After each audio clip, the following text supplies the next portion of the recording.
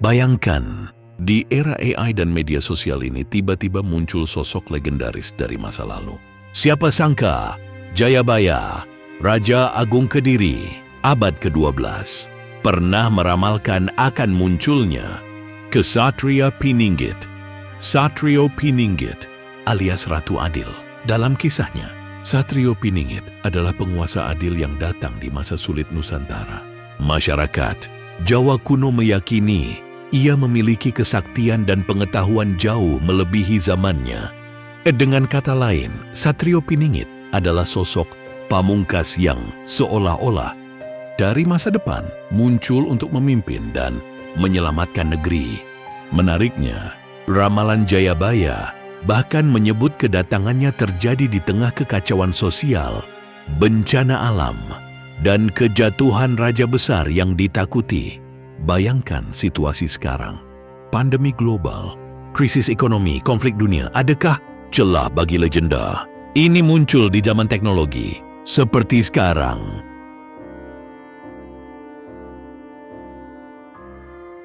Banyak orang biasa menyamakan Satrio Piningit dengan Ratu Adil.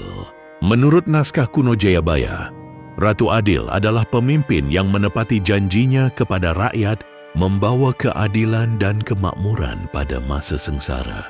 Ia dijuluki Heru Cokro, artinya tidak mengutamakan harta dan materi. Dalam serat Jayabaya, kedatangan Ratu Adil ditandai tanda-tanda besar, kekacauan sosial, bencana alam, hingga keruntuhan penguasa yang menakutkan.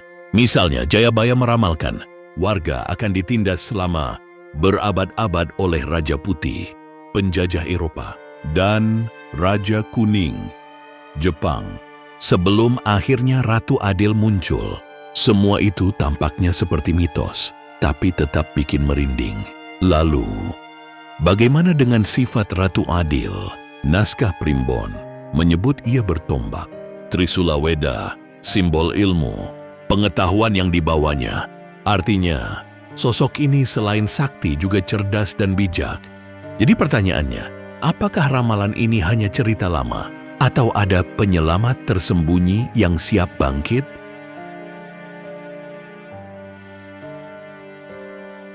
Uniknya, ramalan tua ini tetap hidup di benak masyarakat modern, di media sosial dan pemberitaan. Wujud Satrio Piningit sering dikaitkan dengan tokoh kontemporer. Contohnya pada tahun 2014, sempat heboh politikus senior menyebut gaya Joko Widodo, Jokowi, mirip Satrio Piningit. Orang yang kesandung artinya berasal dari kelas bawah, persis seperti Jokowi yang dulu pedagang kayu. Bahkan, sejak Soekarno hingga SBY, setiap presiden Indonesia pernah dihubungkan dengan 7 Satria Piningit dalam ramalan. Budaya populer juga ikut bermain. Meme dan diskusi online menebak-nebak apakah Ganjar, Prabowo, Anies, atau siapapun bisa jadi sang Ksatria Adil. Sekadar data, sebuah penelitian menyebut gambar Satrio Piningit selalu muncul di setiap pemilu. Artinya, masyarakat selalu berharap pemimpin baru yang bisa menyelamatkan negeri dari masalah. Namun, seperti kata seorang komika, banyak yang sudah bosan dijanjikan pemimpin suci baru lewat jargon kosong. Hal ini menunjukkan narasi Satrio Piningit memang kuat hingga sekarang, tapi juga kerap disandingkan dengan kritik politis.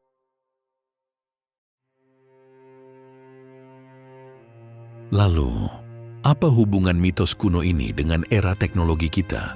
Di satu sisi, dunia modern dengan AI, internet, dan media sosial justru mempercepat penyebaran mitos dan harapan semacam ini.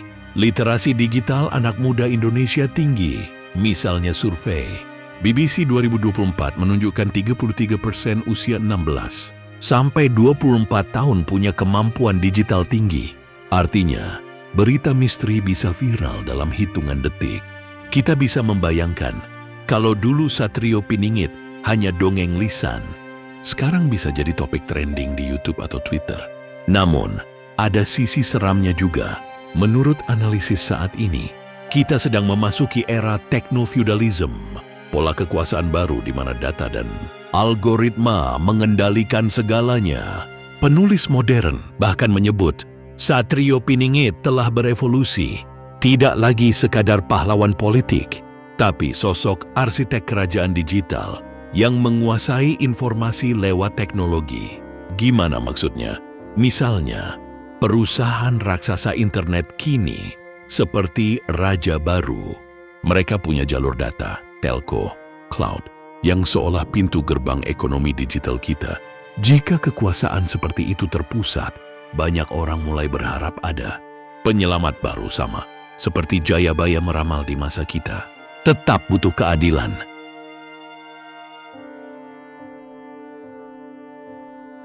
Di era gadget, kebangkitan Satrio Piningit bisa diartikan beragam. Ada yang bercanda, kalau benar, mungkin Satrio Piningit itu pelaku industri kreatif, CEO startup, atau malah AI. Siapa tahu, mungkin algoritma ajaib bakal bangkitkan si penolong digital. Yang jelas, mitos ini menggelitik pikiran kita. Di zaman selalu update, rasanya dramatis kalau tokoh legendaris tiba-tiba relevan lagi. Namun sebagian orang juga skeptis. Apakah kita benar-benar perlu mencari pahlawan tunggal? Atau lebih penting, memperbaiki sistem? Fakta, di dunia nyata, kekuatan kita justru terletak pada kolaborasi dan ilmu pengetahuan. Sejalan dengan simbol Trisula Weda yang dibawa Ratu Adil. Jadi, mungkin pesan utamanya, mitos Satrio Piningit mengingatkan kita untuk bersatu dan kritis. Bukan cuma berharap sang penyelamat datang begitu saja. Tapi tetap saja, bayangan kesatria tersembunyi yang bangkit di era sekarang memang seru untuk dibahas. Nah, kawan-kawan, gimana menurut kalian? Apakah Satrio Piningit benar-benar akan bangkit di era teknologi? Mitos kuno ini memang menyimpan rasa penasaran dan harapan yang mendalam. Yang jelas, cerita Satrio Piningit mengingatkan kita untuk terus waspada terhadap tokoh karismatik dan juga untuk selalu mencari keadilan bersama-sama. Kalau kalian suka video seperti ini, jangan lupa like dan subscribe, ya, supaya nggak ketinggalan video-video seru lain seputar misteri dan ramalan Nusantara. Tulis komentar di bawah kalau ada pendapat atau teori menarik tentang Satrio Piningit yang pengen kamu bagikan. Sampai jumpa di video selanjutnya, Sobat Mistis. Wassalamualaikum warahmatullahi wabarakatuh.